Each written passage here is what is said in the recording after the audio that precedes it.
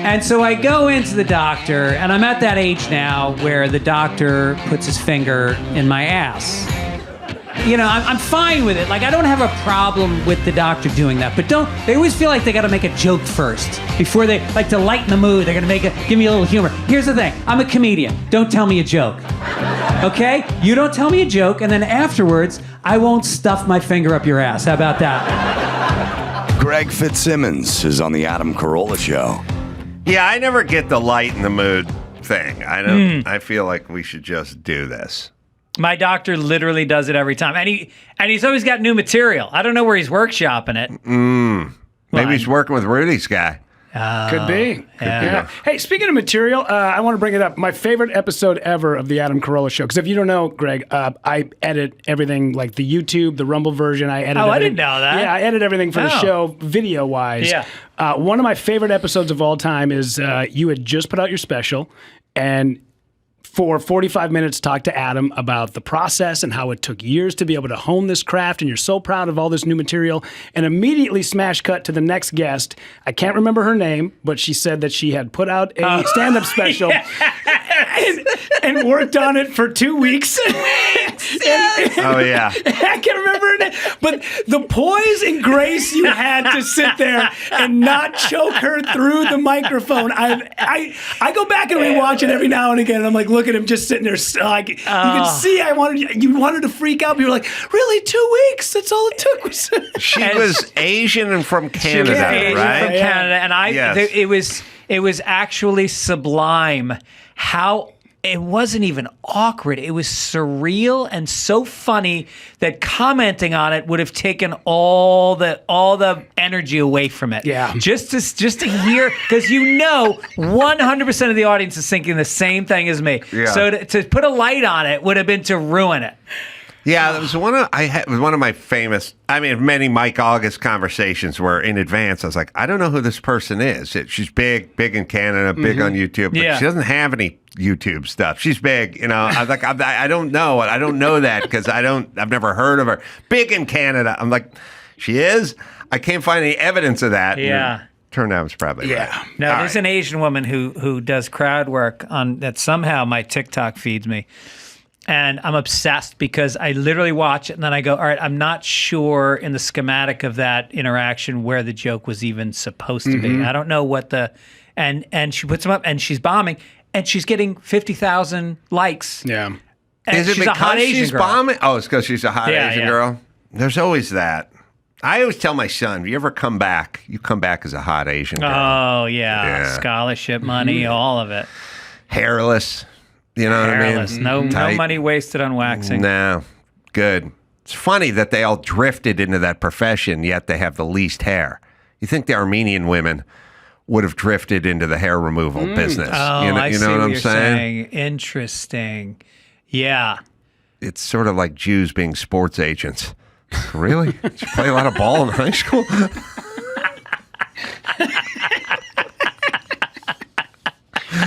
Just don't see that. Like, when my playing days were over, I hung up the yarmulke.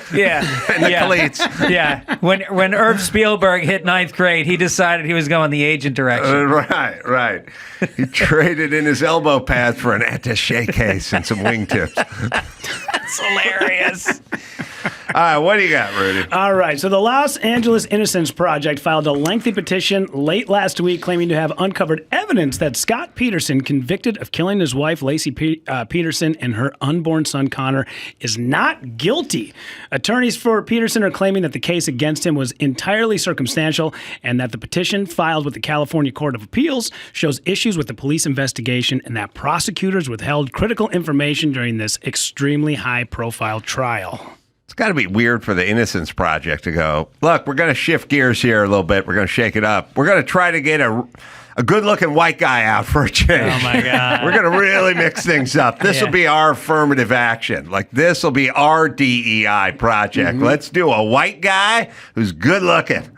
Yeah, Mark Garrigus got in on it too. He said that the latest legal attempts hope to vindicate his former client. He said he thinks that he was convicted because of what he calls the he didn't act right evidence. And to me, that's not evidence at all because there's no playbook for how you should act when your pregnant wife goes missing. Did you guys watch the documentary about Scott Peterson? I watched a few episodes. Yeah, it's pretty damning after you watch it. Yeah. I mean, they make it in a way where you go, there's no way that this guy is not guilty. So, Let me tell you the greatest pleasure of my life is Mark was a neighbor for a while, a very good friend, and I would tell him every once in a while, we're watching football on Sunday, drinking some beers with the guys, and over at the new warehouse or whatever. I go, you should come by, like in the neighborhood. But anyway, we were like sitting around with some of my headier friends who are very smart and well-read, and they watch all the docs, and they're arguing about Scott Peterson, and he's guilty, and somebody turns to me and goes, your boy Garrigus thinks he's not guilty. And he goes, how's that even possible? That guy thinks he's not. Does he really think he's not guilty? Is he just putting up a front? And I go, hold on. And I call Mark, and I go, hey, man, we're watching football. You around? He goes, yeah, I'm in the neighborhood somewhere. I go, why don't you come over? He goes, okay.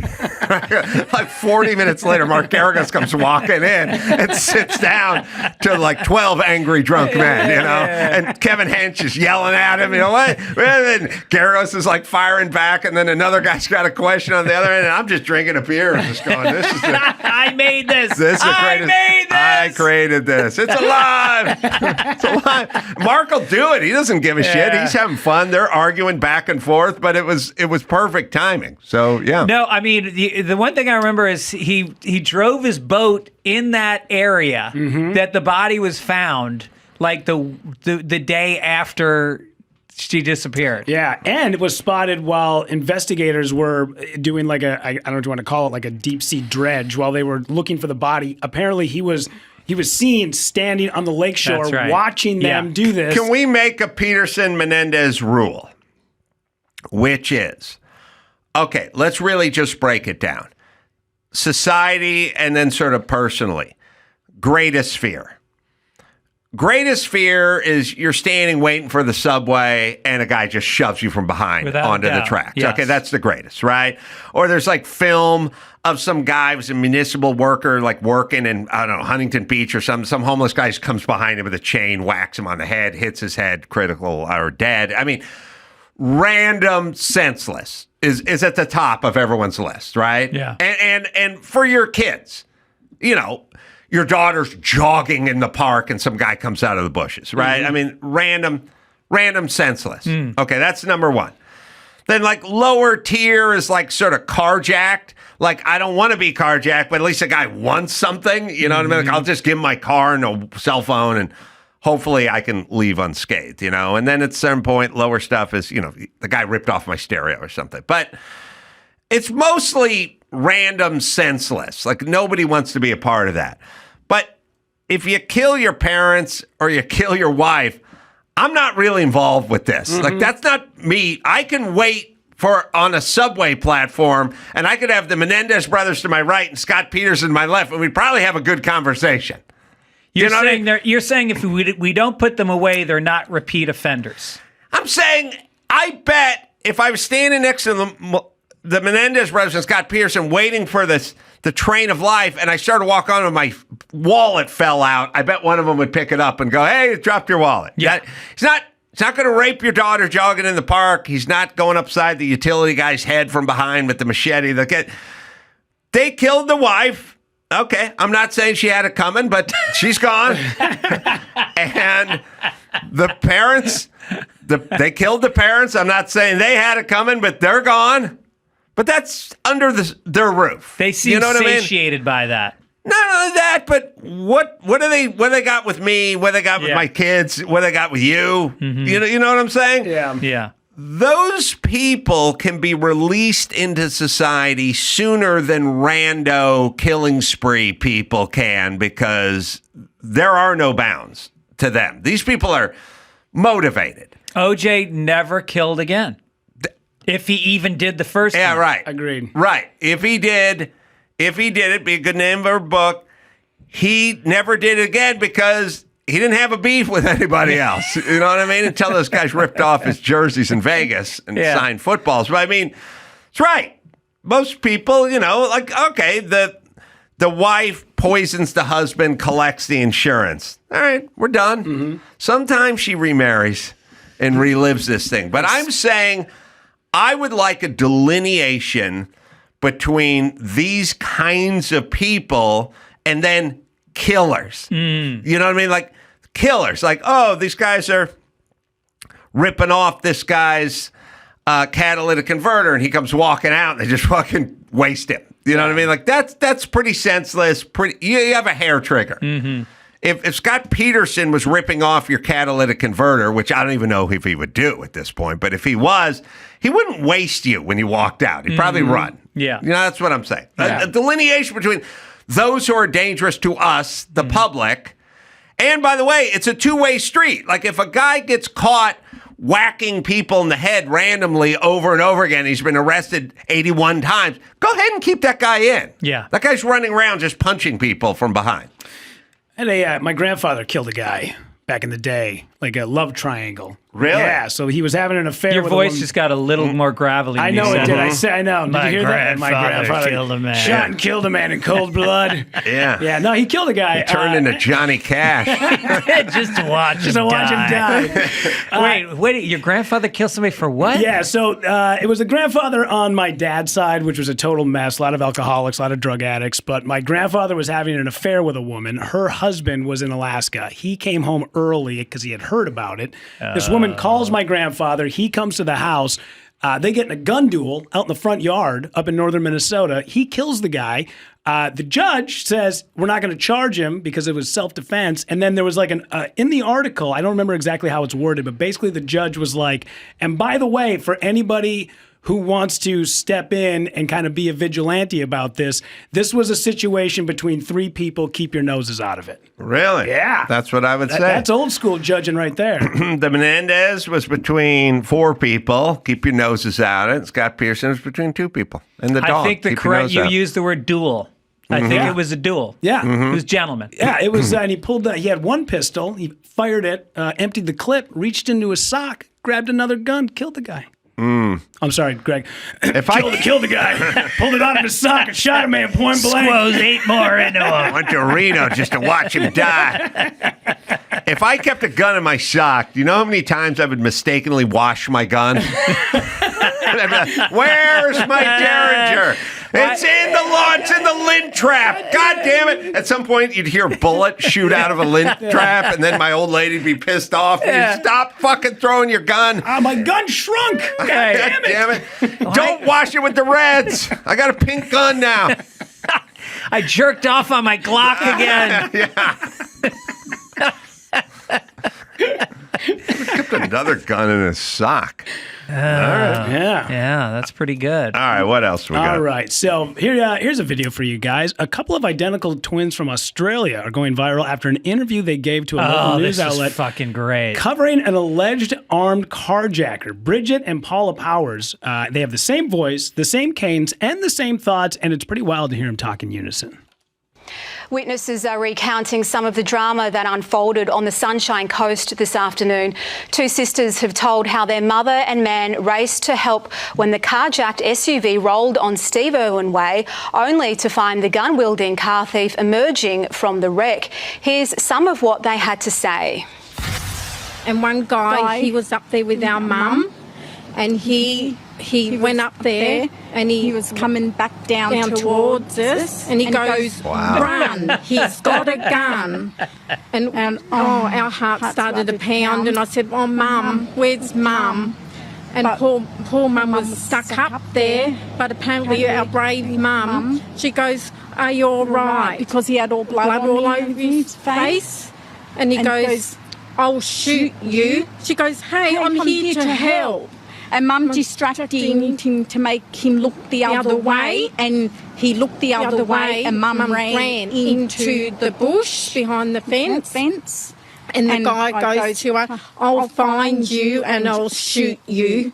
All I was thinking about when we were running, I hope he doesn't fire. Yeah, we were so blessed. How close to him do you think you were? Well, see, he was up there and we were past our when you driveway. You don't think of all of that at the time. No, you just run for your safety. Man. This is what it sounds like when I do those remote hits from the van on Fox. You get the earpiece in. There's a 2-second delay. Yeah. You do the. Thanks for coming on the show, Adam. Yeah, first question. No, you go. Yeah. So, okay. All right. Thank you for coming on. All right, good night. That was Adam Carolla. You just have to learn it's to sit amazing because you watch, presidential coverage. They're outside the White House, and you're asking them questions. The studio's a mile away, right? And there's a fucking 3-second. Meanwhile, you got a satellite in space taking out a Afghani troop. Take the shot in real time. It's crazy, but you do learn the rhythm of it, and your first time or two, you're talking through. Yeah. It's just, it only takes about a 1.5-second delay to fuck you up. Yeah. I'll tell you what's most interesting about this story, Dawson, if you play it again, all the way back to the news anchor. It appears they're big fans of Steve O from Jackass over there because evidently they named a highway after him. Let's see if I can hear that again. Witnesses are recounting some of the drama that unfolded on the Sunshine Coast this afternoon. Two sisters have told how their mother and man raced to help when the carjacked SUV rolled on Steve Irwin Way, only to find the gun-wielding Steve O Way. He's fucking huge there. It's got a ramp. Every 100 yards is a ramp. Steve O Way over there. Someone's got to tell Steve he's got to pull up stakes and move where he's loved. Get out of Hollywood. Go down to Steve O Way, be the fucking king of Perth. Yeah, no speed limit on Steve O Way. No Next way. to Bam and Jarrett Dirt Road. That's right. All right, one more. All right, let's talk a little music, huh? Gene Simmons is sick and tired of bands like Santana telling him to get off the stage. Gene Simmons was very candid about this. He said the Detroit Rock City singer, now 75, brought up Santana when answering a question about Kiss. Apparently, back in the day, Carlos Santana had a couple of choice words, and finally, Gene Simmons reacted by saying, "I'm sick and tired of these bands like Carlos Santana looking at his shoes and thinking that's a rock concert." Which there has been a couple of times I've gone to see a few bands that are a little bit older, a little longer in the tooth.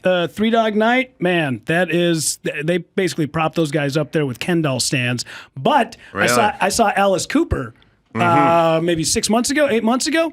One of the best shows I have ever seen. In fact, blew Rob Zombie off the stage. It was amazing. Really? Dude, I saw AC/DC on Friday night at the Rose Bowl, and I kept joking after the show. And they kind of mailed it in. They gave 1,000%, and Angus is wailing. There's a runway that he's doing the the duck.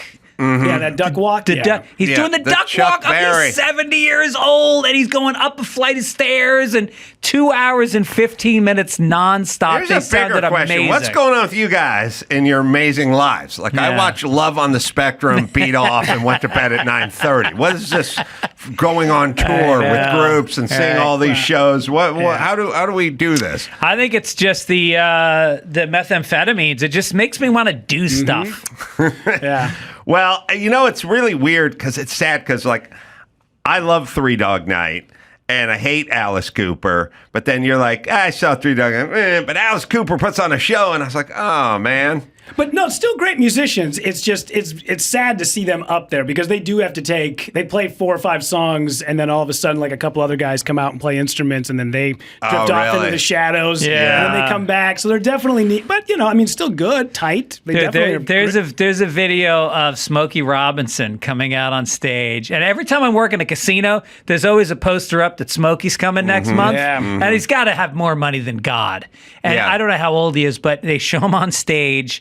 The microphone is around his navel, and his mouth is really not moving at all. And the lyrics are coming out loud and clear. Oh, yeah. Shuffling across the stage. Yeah, What? I think Frankie Valli's sort of the king of that one. I've seen that. A lot of those.